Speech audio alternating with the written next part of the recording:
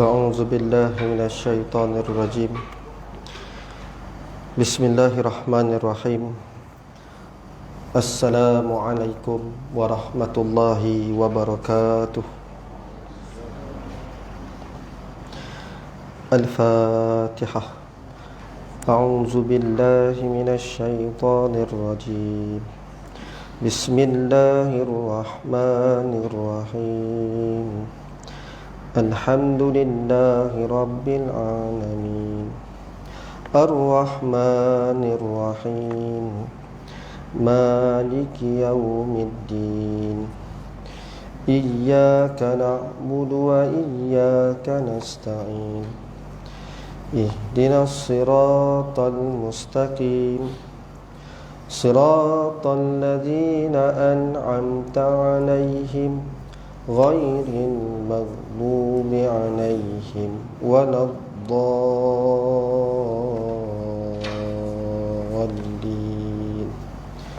آمين الحمد لله رب العالمين والصلاة والسلام على أشرف الأنبياء والمرسلين وعلى آله وصحبه أجمعين رب اشرح لي صدري ويسر لي أمري واحلل عقدة من لساني يفقه قولي وقال الله تعالى بعد أعوذ بالله من الشيطان الرجيم تلك الدار الآخرة نجعلها للذين لا يريدون علوا في الأرض ولا فسادا والعاقبة للمتقين صدق الله العظيم أما بعد الحمد لله وشكر الله muslimin muslimat yang dirahmati Allah, yang saya kasihi lagi saya hormati Tuan Imam, seterusnya ahli jawatan kuasa surau, ayah-ayah, ibu-ibu, muslimin muslimat yang dirahmati Allah. Pertama dan selama-lamanya, marilah sama-sama kita merafakkan setinggi-tinggi rasa syukur atas kurniaan limpahan rahmat kasih sayang Allah.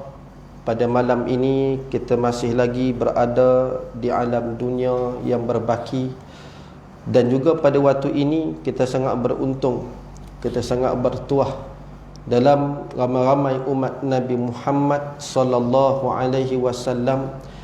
Kita masih lagi diizinkan oleh Allah Ta'ala untuk mengecapi nikmat iman dan juga Islam.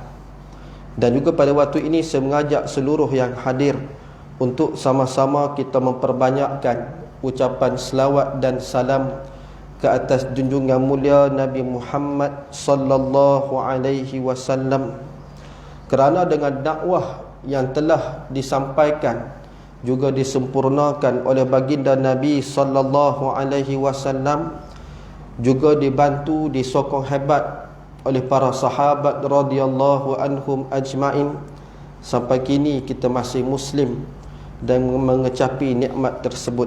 Jadi insya-Allah seperti mana biasa, setelah kita rancang pertemuan pada setiap bulan, kita akan mengambil manfaat daripada kitab Penawar Bagi Hati, iaitu satu kitab yang disusun, satu kitab yang dikarang oleh Syekh Abdul Qadir bin Abdul Muttalib Al-Indonesi Al-Mandili rahimahumullah. InsyaAllah pada malam ni kita akan membincangkan satu bab, iaitu bab yang ketiga pada menyatakan zahid ataupun orang yang zuhud. Kalau ada kitab Jawi muka surat 71. Siapa pakai kitab Jawi muka surat 71. A'udzu billahi minasyaitonir rajim. Bismillahirrahmanirrahim. Wa nafa'ana bi'ulumihi fi darainil amin. Amin ya rabbal alamin. Kata muallif rahimahumullah, ketahui olehmu bahwasanya zahid, iaitu merujuk kepada orang yang zuhud, itu ta'rifnya benci akan dunia dan berpaling daripadanya. Ini yang disebut oleh Syekh Abdul Qadir. Apakah itu zahid? Zahid ni bahasa Arab, daripada kalimah zahada. Zahidun ismul fa'il, daripada perbuatan merujuk kepada orang yang zuhud. Maka ta'rifan ringkasnya ialah merujuk kepada orang yang membenci akan dunia dan berpaling daripadanya, iaitu daripada dunia. Maka ini adalah ta'rif yang pertama. Disebut dalam mukadimah bab yang ketiga ni, menyebut tentang orang yang zuhud ni ada 4 ta'rifan, ada 4 pengertian. Maka pengertian yang kedua, berkata setengah ulama, maksud zuhud itu ataupun orang yang zuhud itu, iaitu meninggalkan kesenangan dunia kerana menuntut akan kesenangan akhirat. Ini adalah takrifan yang kedua. Setengah ulama menyebut bahawa orang yang zuhud itu ialah orang yang meninggalkan kesenangan dunia kerana menuntut akan kesenangan akhirat. Kemudian berkata setengah yang lain, yang ini adalah takrifan yang ketiga. Setengah ulama lain menyebut menyimpan atas kadar yang sangat berhajat daripada barang yang diyakinkan akan halnya. Bahasa mudah faham. Setengah ulama sebut maksud orang yang zuhud itu ialah orang yang menyimpan harta daripada kerjanya, mungkin dengan berniaga dan seumpamanya. Dia hanya simpan atas kadar yang sangat berhajat sahaja daripada barang yang diyakinkan atas situasinya ataupun halnya. Kemudian takrif yang keempat, dan berkata setengah yang lain, ada sebahagian ulama lain pula menyebut zuhud tu apa? Iaitu meninggalkan, menuntut yang tiada ada hingga habis barang yang ada. Tu bahasa lama macam tu lah, tapi bahasa mudah dia nak sebut, iaitu menjauhi daripada mencari dunia, berpada dengan apa yang ada. Kalau contoh hari ni dah pencen, katakan contoh pencen, duit pencen ada, cukuplah untuk bulan-bulan bayar itu bayar ini, dia tak cari dah yang lain-lain tu. Itu maksudnya. Tapi maklumlah, sebabnya Jawi lama macam tu gaya bahasanya. Yang tulisan Rumi tu, dia punya bahasa macam tu juga ke lain? Sama. Baik. Tapi boleh faham no. Baik, ada 4 takrifan dekat situ. Jadi bila sebut tentang zuhud, itulah dia zuhud. Maksudnya bila sebut zuhud, tidaklah kita sebut orang yang zuhud itu, mungkin sebelum ni kita pernah dengar ataupun pernah tahu bila mana ada orang sebut orang ni zuhud, ataupun kita memahami zuhud itu pada sudut pemakaian. Contoh, pakai baju pagoda yang dia beli tahun 2010. Tahun 2010 tu lubang-lubang habis dah. Siap warna, daripada warna putih jadi warna kuning. Kuning okey lagi, hijau. Tidaklah semata-mata pada pakaian tu namanya zuhud.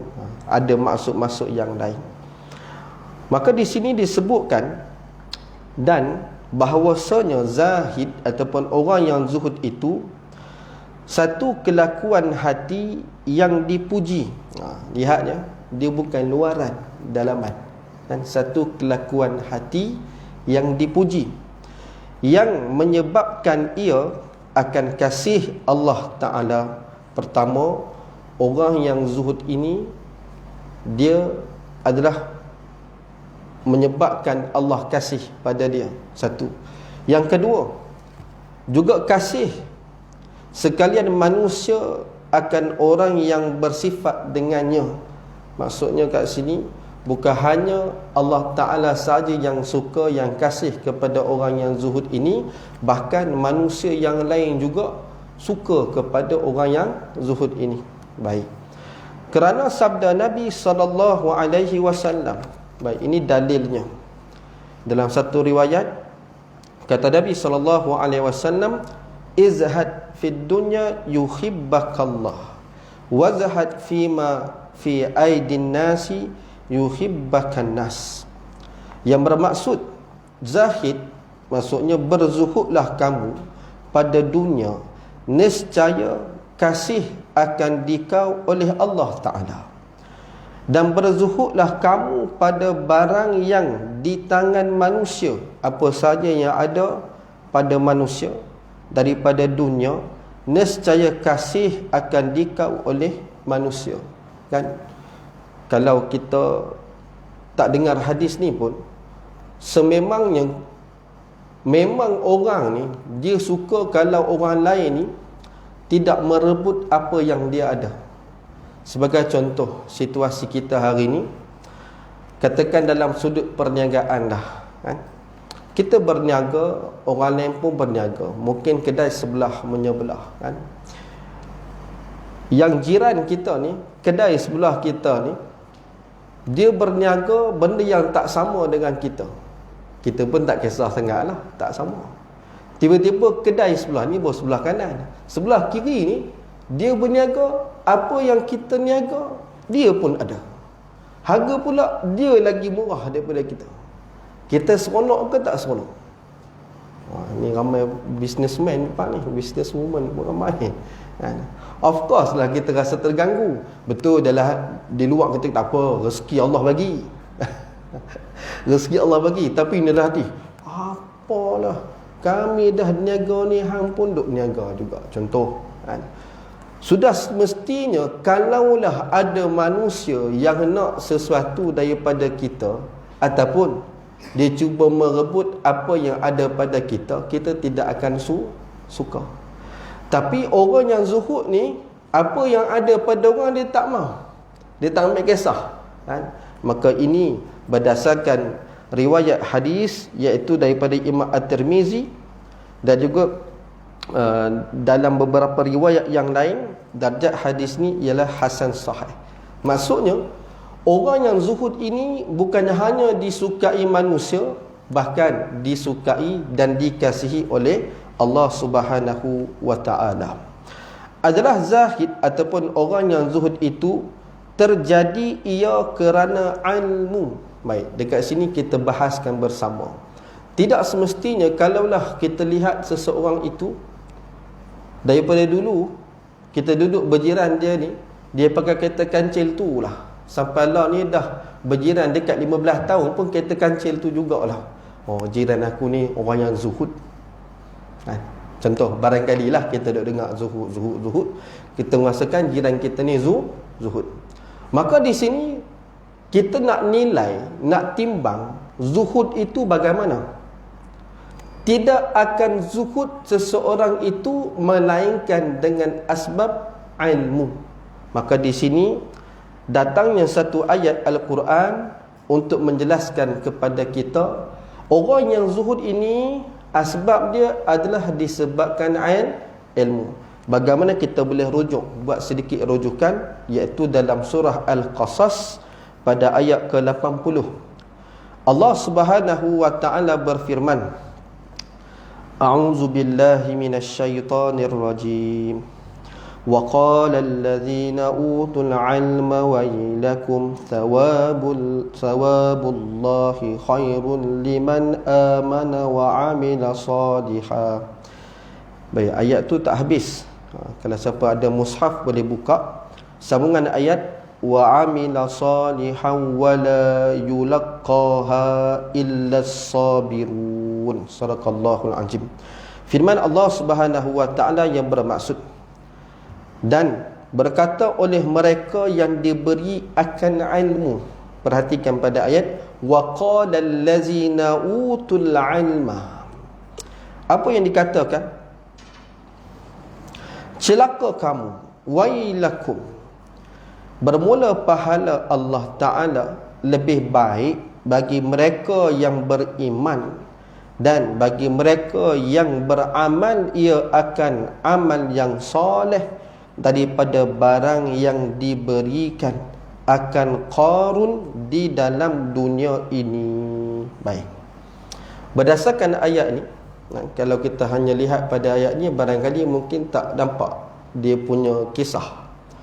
Boleh buat catatan, bermula pada ayat 76 sampai ayat 81 daripada surah Al-Qasas menyebutkan tentang kisah Qarun. Pernah dengar tentang kisah Qarun? Siapa kat sini pernah cari harta karun? Mungkin besar-besar ni tak cari noh. Waktu kecil-kecil dulu kan. Cari apa? Harta karun. Cari kat Malaysia tak jumpa. Sebab Qarun itu ada di mana? Ada di tanya Tuan Ibang mah. Ada di Masya Allah. Pernah sampai dah. Kan? Di wilayah Fayum di Mesir ada satu Bahrul Qarun. Tasik Qarun. Orang Arab tak sebut tasik, dia sebut bahr, laut Qarun. Tempat yang Allah Subhanahu wa taala telah tenggelamkan Qarun dan juga hartanya. Masya Allah. Mana buktinya? Ni, kisah ni tadi ni. Salah satunya ialah merujuk bagaimana Qarun ini adalah orang yang dia tidak kita panggil apa dia tidak bersyukur di atas nikmat yang Allah berikan kepada dia. Bahkan ia tidak mengiyakan kekayaan yang dia dapat ini adalah datang daripada Allah Subhanahu wa taala. Apa yang dia kata? Ini adalah daripada ilmuku. Maksudnya dengan asbab dia pandai berniaga, maka dia kaya. Maka asbab daripada ayat tadi ni saya tidak huraikan daripada ayat 76 tu, panjang. Nanti boleh buka balik surah Al-Qasas bermula ayat 76. Sampailah pada ayat ke-80 ni, asbabnya kenapa? Ada orang-orang pada zaman tu. Qarun ni siapa? Qarun ni adalah salah seorang daripada umat ataupun pengikut Nabi Musa alaihissalam, ataupun bahasa mudahnya salah seorang daripada Bani Israel. Maka Qarun ini bila mana dia kaya, dengan kekayaan yang sangat-sangat kaya ini menyebabkan kunci-kunci yang menyimpan hartanya itu perlu dipikul oleh 4 orang.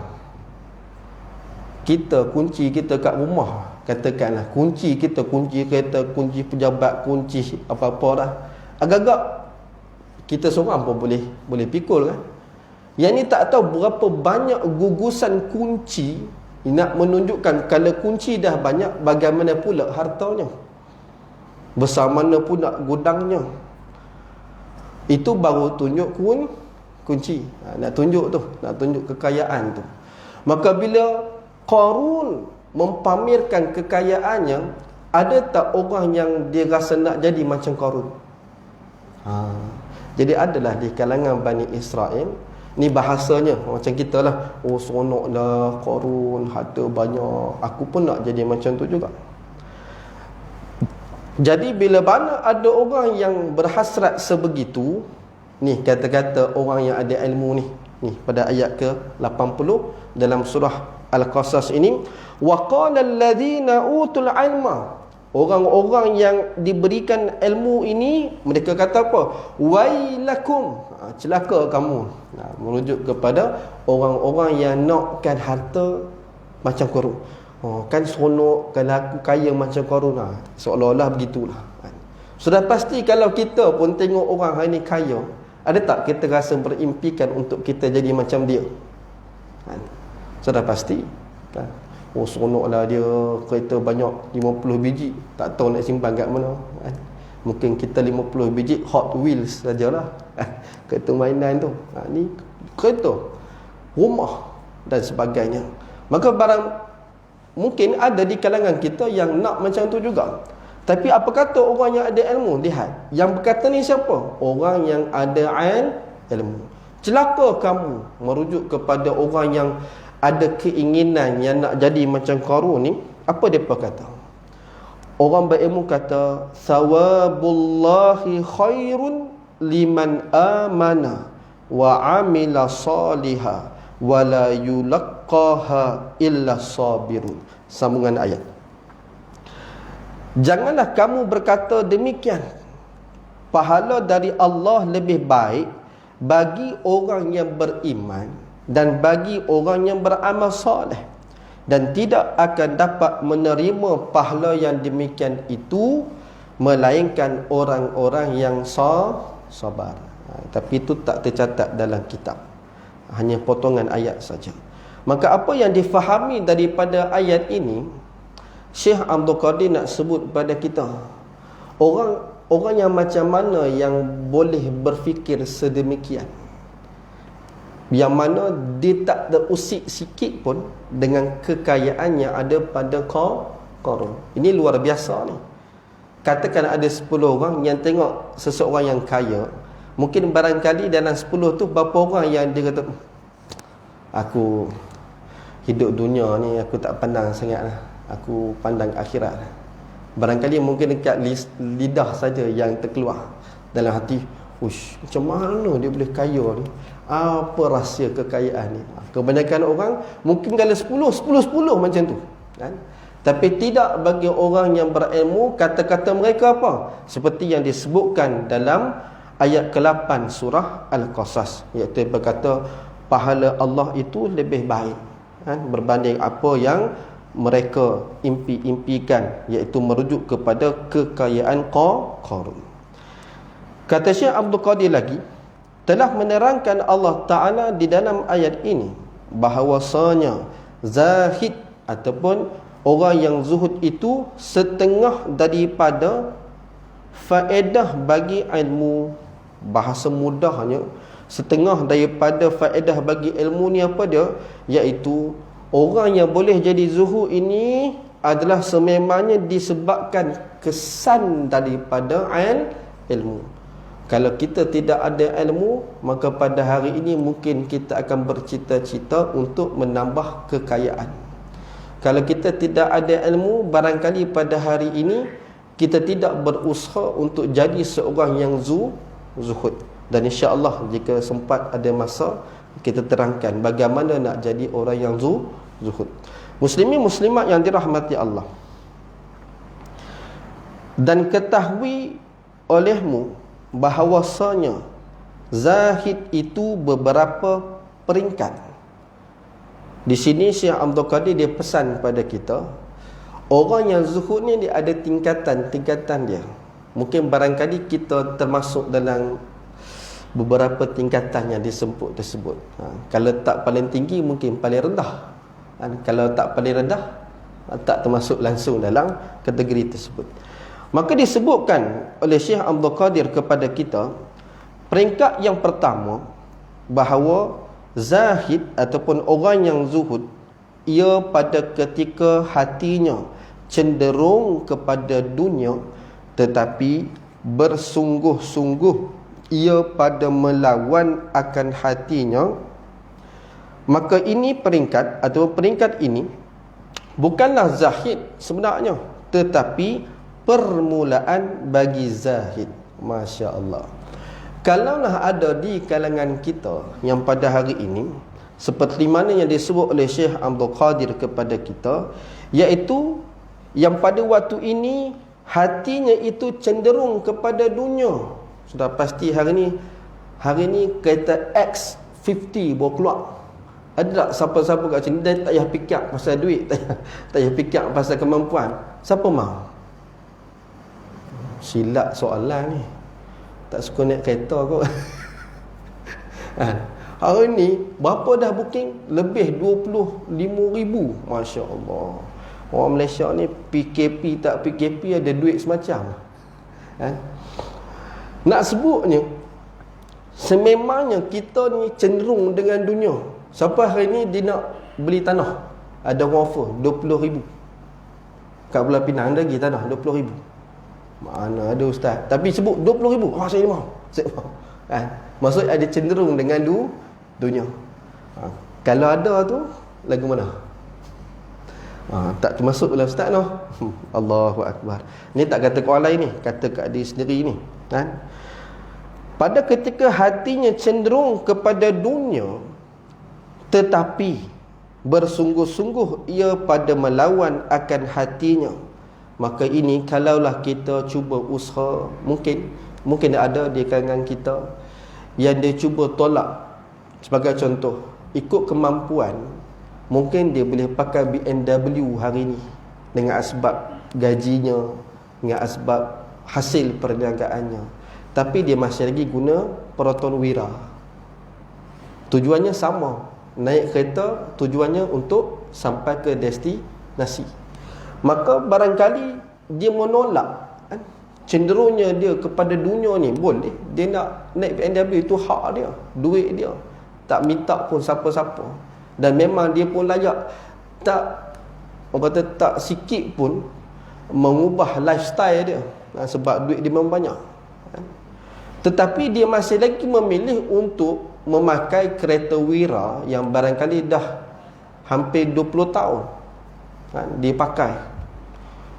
Orang yang macam ni barangkali mungkin dia menolak ataupun dia tidak mahu memanfaatkan daripada hasil kekayaannya itu. Sebab apa? Sebab ada bahagian-bahagian yang lain daripada kekayaannya itu untuk dia buat untuk kepada akhirat, sebagai contoh. Maka di sini nak sebutkan kepada kita, kalaulah ada orang yang sebegitu, ini barulah dia permulaan bagi zuhud. Ni ada yang menunggu, barangkali iyalah tu. InsyaAllah, amin ya Rabb. Baik, muslimin muslimat yang dirahmati Allah, peringkat yang kedua, bahawa liar. Liar ni apa dia ni? Hatinya jauh, hatinya jauh daripada dunia. Bahawa liar hatinya daripada dunia dan tiada cenderung ia kepadanya, kerana mengetahui akan bahawasanya tiada biasa menghimpunkan akan dunia dan akhirat. Baik, peringkat yang kedua ini Syekh Abdul Qadir sebut bahawa hati seseorang itu jauh daripada keinginan dunia dan tidak pula cenderung kepada dunia. Sebab apa? Sebab dia tahu bahawasanya dia tidak mampu himpunkan sekali dunia dengan akhirat sekaligus. Barangkali kita faham begini, kisah merujuk kepada seorang sahabat yang agak lewat memeluk agama Islam, iaitu Sayyidina Abu Darda. Kalau pernah dengar lah Abu Darda. Abu Darda radhiyallahu anhu ini seorang sahabat yang menetap di Madinah, kan? Kawan-kawan lain ni semua dah memeluk agama Islam dah, asbab daripada Mus'ab bin Umair dan juga Abdullah bin Ummi Maktum. Tetapi Abu Darda ni dia masih lagi dalam kemusyrikan. Akhirnya asbab daripada BFF dia, best friend forever dia, iaitu Abdullah bin Rawahah, yang selalu duk ajak dia masuk Islam. Akhirnya ringkas ceritanya dia pun masuk Islam, tapi lewatlah. Bila dia dah masuk Islam, maka hari-harinya itu dia sentiasa berperang. Berperang apa? Berperang di antara kehidupan dunia dengan akhirat. Dia fikir, bila dia masuk Islam lewat, sudah pasti kawan-kawan dia yang masuk Islam awal ni lagi banyak dah amalan dan juga pahala. Jadi dia nak ligan, dia nak dapat sama juga taraf dengan sahabat-sahabat yang awal memeluk agama Islam. Untuk pengetahuan semua, mungkin kalau siapa dah tahu, alhamdulillah, kan? Abu Darda ni dia ada perusahaan, ada perniagaan, manager, ada kedai-kedai. Jadi kehidupan dia agak terbatas, nak beribadah dengan urusan dunia. Maka mula-mula dia bahagikan 70% untuk dunia, 30% untuk akhirat, ibadat, cari ilmu dan sebagainya. Tapi lama-lama kelamaan dia rasa, tak boleh ni, depa dah lagi awal peluk agama Islam, aku ni lambat. Maka dia bagi 50-50. Fair lah, 50-50. Pun dia rasa, tak boleh ni. Akhirnya apa dia buat? Dia tinggalkan semua harta dia, Dia tumpu untuk akhirat saja. Nak sebut apa ni? Kalau kita nak dapatkan keuntungan akhirat, maka kita kena korbankan keuntungan dunia. Maksudnya tak boleh nak kau dua-dua, tak boleh kan? Maka di sini Syekh Abdul Qadir dia pesan pada kita bahawa hati yang jauh daripada keinginan dunia dan tidak cenderung kepada dunia, sebab dia tahu bahawa sebab dia tak mampu nak himpunkan dunia dan akhirat sekaligus, maka murah hati dengan meninggalkan dunia itu kerana mengetahui ia akan bahawasanya akhirat itu lebih baik daripada dunia. Baik, ini antara ciri-cirinya. Maka Syekh Abdul Qadir dia bagi satu contoh. Seperti murah hati mereka yang membeli akan permata yang indah dengan harga RM1, sekalipun kasih ia dengan wang yang RM1 itu. Dan itu zahid ataupun darjat zuhud yang lebih rendah. Maksud yang lebih rendah ni apa dia? Kalau tadi permulaan bagi zuhud, yang ni zuhud peringkat bawah. Zuhud peringkat bawah. Katakan tadi ground floor, yang ni tingkat 1. Itu kalau mudah nak faham. Kemudian peringkat yang ketiga, bahawa tidak cenderung hatinya kepada dunia dan tidak liar daripadanya. Maksud tidak liar ni tidak menjauhinya, bahkan adanya dan tidak adanya bersamaan keduanya pada sisinya. Maksud Syekh Abdul Qadir dia nak sebut bahawa peringkat yang ketiga yang lebih hebat berbanding peringkat yang pertama dan yang kedua tadi ni, yang mana orang ni tidak cenderung hatinya kepada dunia dan tidak liar daripadanya, tidak pula menjauhi dunia. Macam mana tu? Dia tidak tolak dunia, minta maaf, dia tak cenderung pada dunia dan dia tak jauhkan diri pada dunia. Hebat tak hebat orang macam ni? Sebab apa? Adanya ataupun tidak adanya dunia itu bersamaan keduanya pada sisinya. Sebab bagi orang pada peringkat ni, bagi dia hebat ataupun indahnya dunia ni, ada tak keindahan dunia ataupun tak ada, bagi dia sama. Maksudnya kalaulah hari ni benda tu seronok macam mana pun, tak beri kesan langsung pada dia. Kalau saya istilahkan hati kering.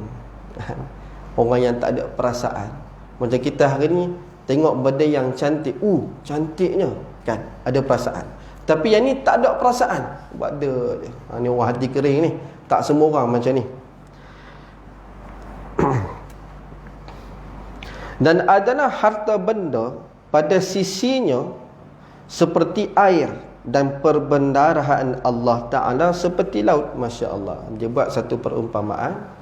Maka harta benda dunia ni bagi dia air, kan? Umpama air saja. Air ni ada satu juzuk daripada lautan, kan? Jadi nak sebutnya perbendaharaan Allah Subhanahu Wa Ta'ala itu lebih besar daripada apa yang dicari, direbut oleh manusia, iaitu harta. Maka tiada berpaling hatinya kepadanya kerana gemar atau kerana liar. Maksud di sini, orang yang pada peringkat ini hatinya tidak berpaling kepada dunia kerana sama ada dia suka ataupun dia menjauhinya. Maka bermula ini zuhud yang lebih sempurna dan yang lebih tinggi daripada yang kedua. Masya Allah. Barangkali tak tahulah, wallahu alam, kalau ada orang yang macam ni, subhanallah, hebat, kan? Sebab kalau hari ni pun kita hanya melihat sesuatu kecantikan pun kita dah terusik, tergamam. Apakan pula kalau benda itu kita boleh usaha untuk dapatkan. Masya Allah. Maka di sini disebutkan lagi, kerana yang benci akan sesuatu berbimbang ia dengannya, semacam dengan yang kasih akannya. Apa pula Syekh Abdul Qadir nak sebut ni? Syekh Abdul Qadir nak sebut pada kita bahasa mudah fahamnya, iaitu ni satu situasi.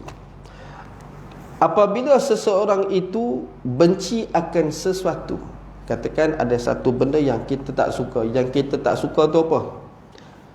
Kita tak suka pada dunia.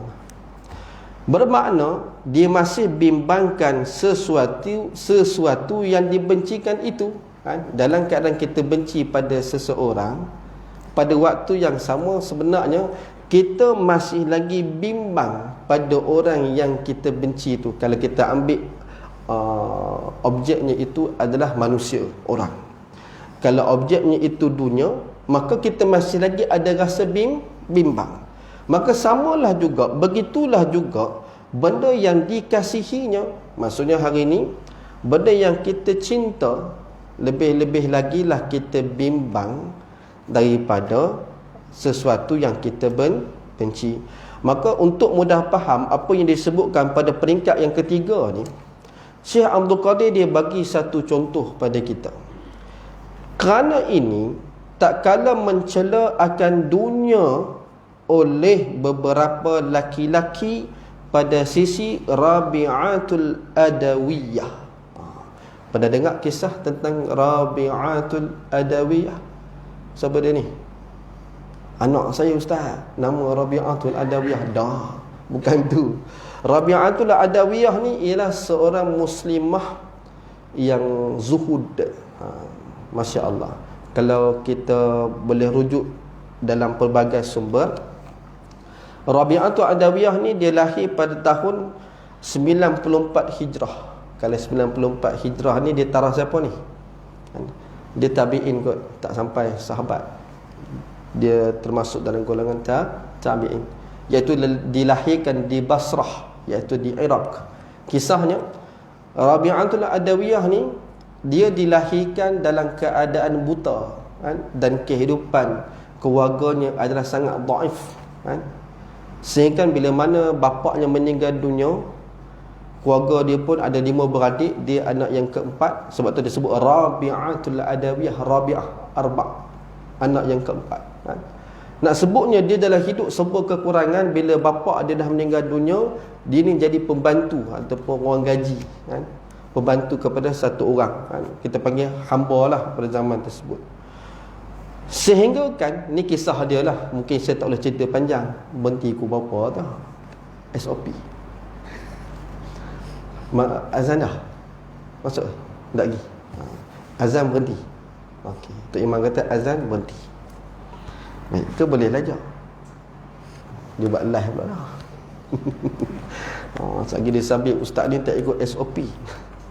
Baik, insya-Allah sekali bunyi loceng kita berhenti. Baik. Bila mana dia berada di rumah yang dia jadi, kita panggil orang gaji lah, bahasa istilah mudah fahamnya. Di saat dia sibuk dengan urusan kerja di rumah tersebut, dengan keadaan dirinya buta, tetapi pengharapan dia kepada Allah Subhanahu wa taala amat-amatlah tinggi.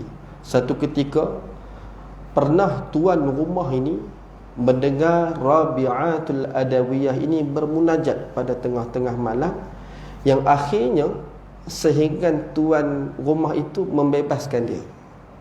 Tuan rumah tu membebaskan dia, maksudnya memberikan satu bentuk tawaran kepada dia, ikutlah terpulang, kamu nak duduk sini ke kamu nak pergi. Nak sebut apa yang hebatnya Rabi'atul Adawiyah ni, maka adalah orang yang cuba ganggu dia, cuba kacau dia. Yang ni dia sebut ringkas je dalam contoh ni, Jadi tadi saya sebut, mungkin boleh kita nampak latar belakangnya. Maka ada orang yang ganggu kepada Rabi'atul Adawiyah ni, mungkin mencela dia dan kata dan bagaimana. Maka dia pun berkata kepada orang yang ganggu dia ni, jika tiada cemarnya hati kamu, nescaya tiada mencela kamu akannya. Baik, kata Rabi'atul Adawiyah, jika hati kamu tidak tercemar, sudah pasti kamu tidak tercela disebabkannya. Allahu Akbar. Maka kat sini barangkali mungkin ada orang hina kedudukan Rabi'atul Adawiyah, miskin, melarat dan seumpamanya. Maka ada orang hina dia ni, kenapa dia sampai tergamak menghina sebegitu? Barangkali mungkin kehidupannya lebih bagus daripada Rabi'atul Adawiyah. Maka dia berikan pesanan yang bagi saya walaupun ringkas tapi mendalam, kan? Dia kata, saya ulang sekali lagi, jika hati kamu tidak tercemar, sudah pasti kamu tidak tercela disebabkannya. Jadi muslimin muslimat yang dirahmati Allah, satu contoh orang yang zuhud pada kedudukan yang paling tinggi ini, yang sempurna ini, ada pada diri Rabi'atul Adawiyah. Dan ada satu lagi kisah mungkin sebagai pengukuh kepada peringkat-peringkat akan orang-orang yang zuhud ini. Disebutkan lagi oleh Syekh Abdul Qadir kepada kita, dibawa kepada Siti Aisyah radhiyallahu anha 100,000 dirham, maka tiada liar ia daripadanya. Maksudnya bila dia dapat 100,000 dirham ni, dia taklah menjauhi ataupun menolak 100,000 dirham tersebut. Tetapi apa dia buat? Membahagi-bahagikan ia 100,000 dirham tadi ni, semuanya pada hari itu tiada ada tinggal di sisinya sesuatu. Masya Allah.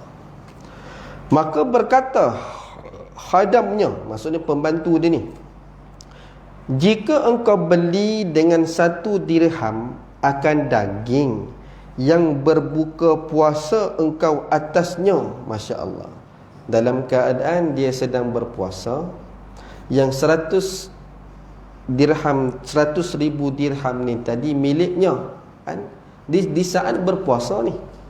Tapi semua 100,000 dirham itu tanpa dia sedar yang dia perlukan untuk membeli makanan untuk dia berbuka.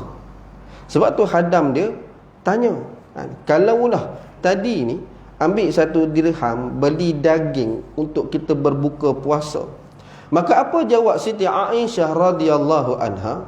Jika engkau peringat akan daku tadi, nescaya memperbuat oleh aku akannya. Masya Allah. Sampai terlupa benda yang ada dalam kocek ni. Bahasa mudah lah, kan, benda yang ada dalam kocek. Kalau kita nak bagi ke orang, kan, kita nak bagi ke orang ni mesti kita dah prepare siap-siap dah. Ini aku punya. Okey, yang dia bagi, oh ada balance RM20 katakan. Oh RM20 tu baru kita bedak ke orang. Tapi yang ni dia dahulukan dulu ke semuanya sampai dia terlupa untuk mengagihkan pada diri sendiri, sedangkan itu miliknya. Maka kata Syekh Abdul Qadir, ini peringkat terkaya dan ia lebih sempurna daripada peringkat zuhud. Maksudnya sekalian orang yang zuhud, orang-orang yang paling zuhud, seolah-olahnya kata-katanya inilah dia yang ada pada diri Siti Aisyah radhiyallahu anha. Masya Allah.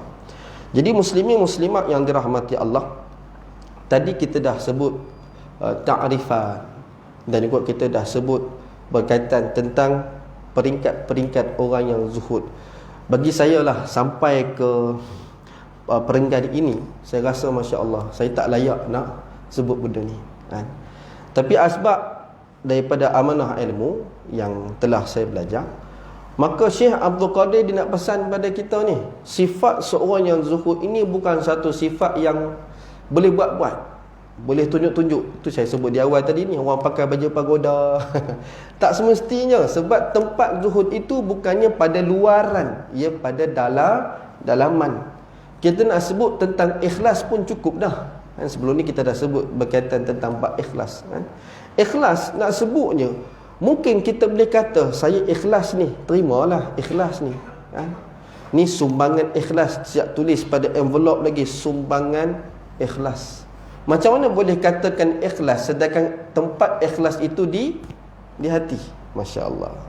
Maka di sini sama-sama kita mengambil manfaat daripada pesanan-pesanan ini, walaupun ringkas, tetapi bagi saya yang menyampaikan ini saya rasa terkesan. Terkesan kenapa? Cuba kita compare, bandingkan. Di saat kita pada hari ini dalam keadaan mungkin pada waktu ini kita boleh nak apa yang kita nak. Aku nak itu, aku dapat.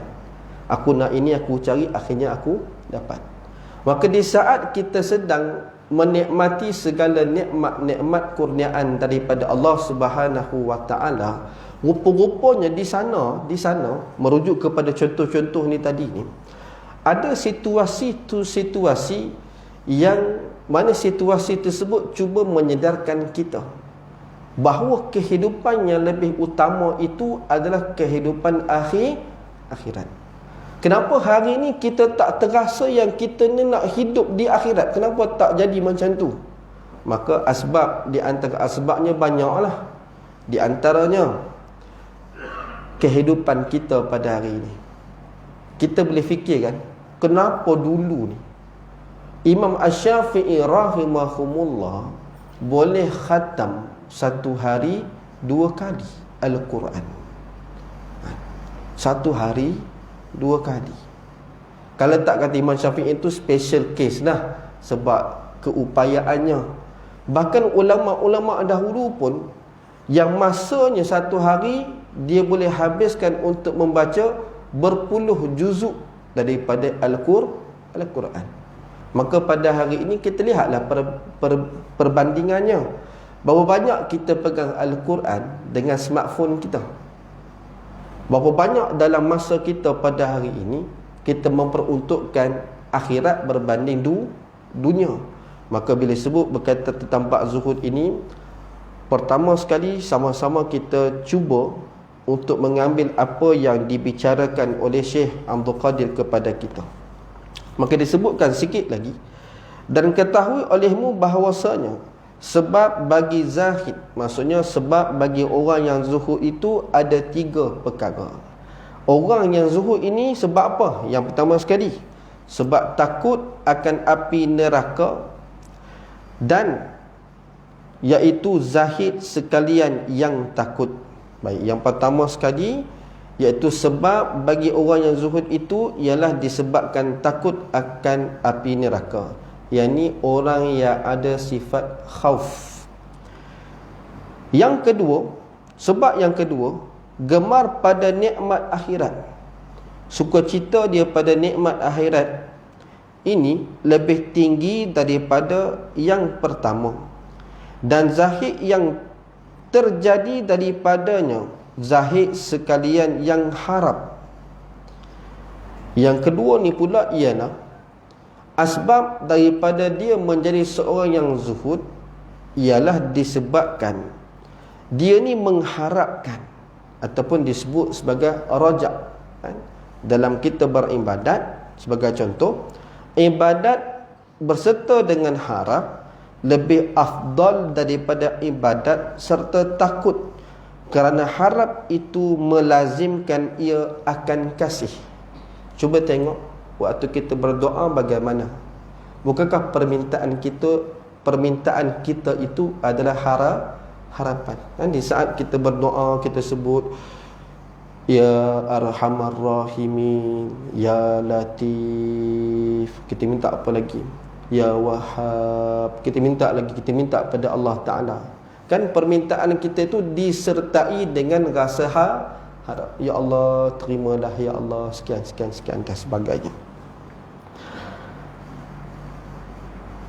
Yang ketiga, sebab zuhud itu iaitu yang lebih tinggi daripada yang kedua tadi ni, bahawa adalah sebab bagi zahid itu membesarkan diri daripada berpaling kepada yang lain daripada Allah, kerana membersihkan hati daripadanya dan menghinakan akan barang yang lain daripada Allah. Dan itu zahid sekalian arifin. Baik, ini yang ketiga, barangkali sebagai penutup perkongsian pada waktu ini. Sebab kepada seseorang itu menjadi zuhud, yang ketiga iaitu adalah dia membesarkan dirinya daripada berpaling kepada selain daripada Allah Subhanahu wa taala, ataupun bahasa mudahnya ialah dia hanya membesarkan Allah Subhanahu wa taala. Maka di sini kalaulah kita cuba rujuk kepada ayat yang selalu kita ulang-ulang, tiap-tiap kali solat kita ulang, iyyaka na'budu wa iyyaka nasta'in, hanya engkau kami sembah dan hanya engkau kami mohon pertolongan. Maka di sini nak sebutkan pada kita orang yang hanya membesarkan Allah Subhanahu wa taala. Sebab apa? Kerana membersihkan hati daripadanya dan menghinakan. Menghinakan di sini maksudnya merendahkan akan barang yang lain daripada Allah Subhanahu wa taala. Dan yang paling tinggi ini ialah zuhud bagi sekalian orang yang arifin, iaitu orang yang mengenal akan Allah Subhanahu wa taala. Mudah-mudahan dengan sedikit perkongsian pada malam ini memberikan sedikit manfaat dan kebaikan pada diri kita, dan cubalah kita sebarkan kepada mereka yang tidak hadir. Jadi insya-Allah jika diberikan kesempatan lain waktu, kita sambung lagi pada perbicaraan yang sama berkaitan tentang sifat zuhud. Wallahu ta'ala a'lam bissawab. Jadi kita tangguh dengan kafaratul majlis dan suratul as. Subhanakallah wa bihamdika asyhadu an la ilaha illa anta wa astaghfiruka wa atubu ilaik. Bismillahirrahmanirrahim. Wal 'asr innal insana lafi khusr illa allazina amanu wa 'amilus solihat wa tawassaw bil haqq wa tawassaw bis sabr. A'udzu billahi minasy syaithanir rajim. Bismillahirrahmanirrahim.